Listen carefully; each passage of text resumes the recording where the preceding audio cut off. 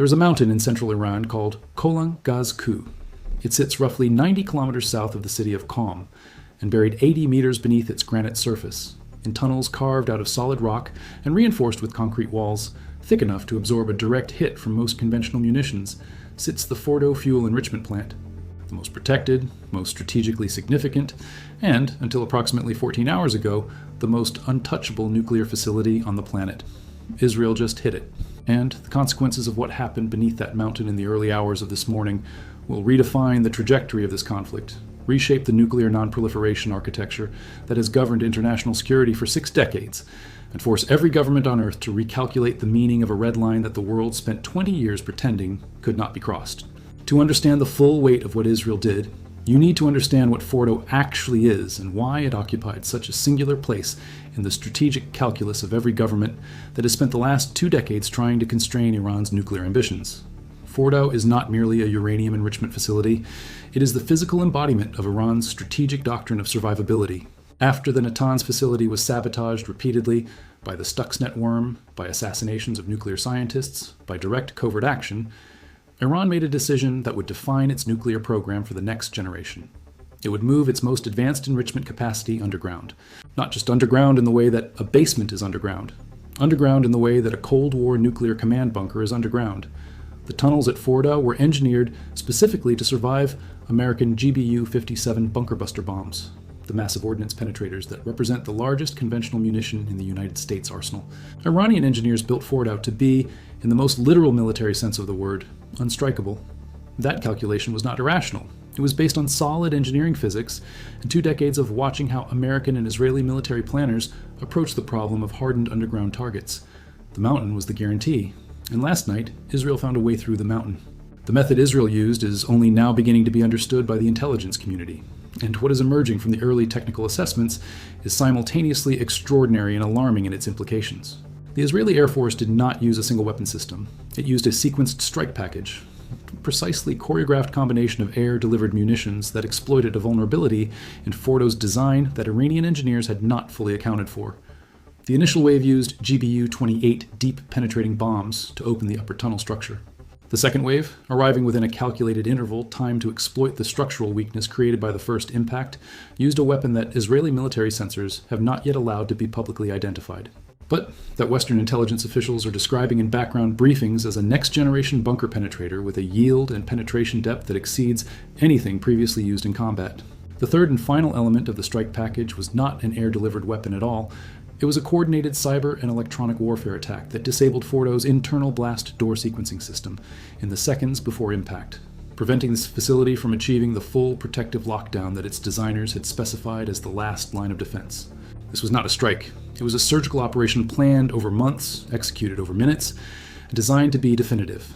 Now here is what makes this moment genuinely unprecedented in the history of nuclear confrontation. Fordo, at the time of the strike, was not merely enriching uranium to the low levels used for civilian power generation. According to intelligence assessments that have been circulating among the 5 permanent members of the United Nations Security Council for the past 8 months, Fordo was enriching uranium to approximately 84% purity, a level that has no civilian application and sits at the threshold of weapons-grade material. Iran had publicly acknowledged enrichment to 60%, which was itself a profound violation of every agreement Tehran had ever signed. The additional enrichment to 84%, conducted in the deepest and most protected section of the facility, had been concealed from International Atomic Energy Agency inspectors through a combination of access restrictions, falsified documentation, and deliberate manipulation of the monitoring equipment that the IAEA had installed under the terms of the Nuclear Safeguards Agreement. What this means, stated plainly, is that Israel did not strike a civilian nuclear facility. Israel struck what its intelligence services had concluded was an active nuclear weapons program operating within months, not years, of producing sufficient weapons-grade material for Iran's first device. The strategic logic of the strike, viewed through that lens, is not aggression. It is preemption. But the distinction between preemption and aggression is one that international law has never resolved cleanly, and the political consequences will be argued across every multilateral forum on Earth for years. The immediate military situation is this.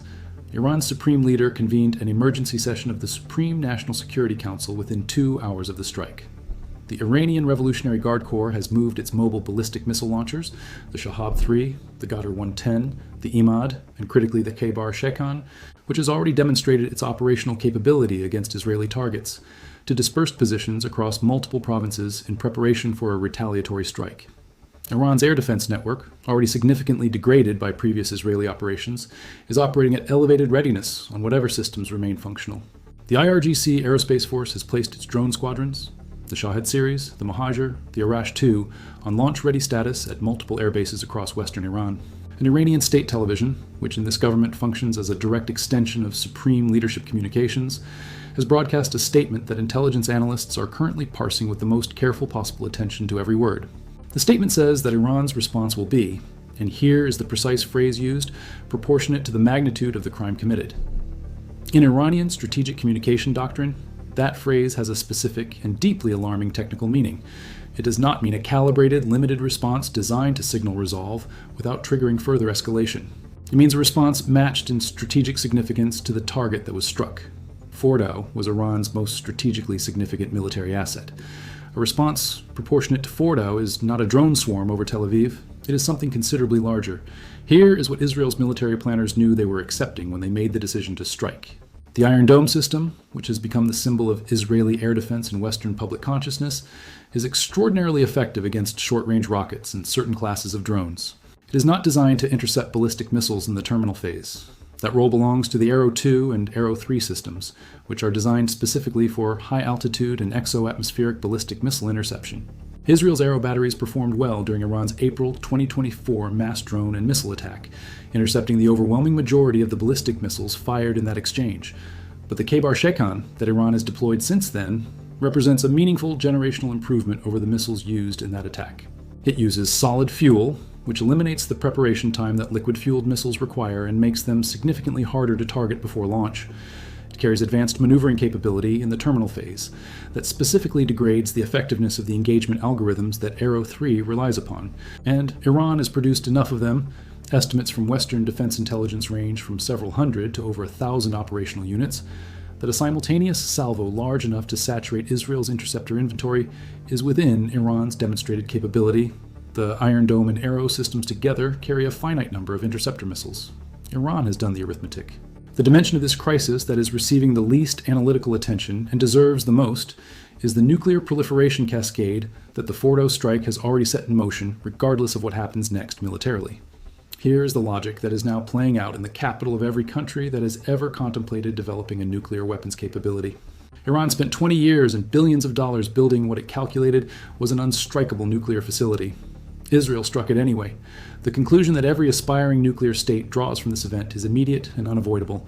The only deterrent that actually works is a completed nuclear weapon, because a nuclear weapons program, however hardened and concealed, remains vulnerable to military action. A deployed nuclear weapon is not. This is the precise logic that drove North Korea's decision to prioritize weapons completion over everything else: international legitimacy, economic development, diplomatic normalization, and to accept extraordinary economic sacrifice in pursuit of a capability that would make it permanently immune to the kind of preemptive strike that Israel just executed against Iran.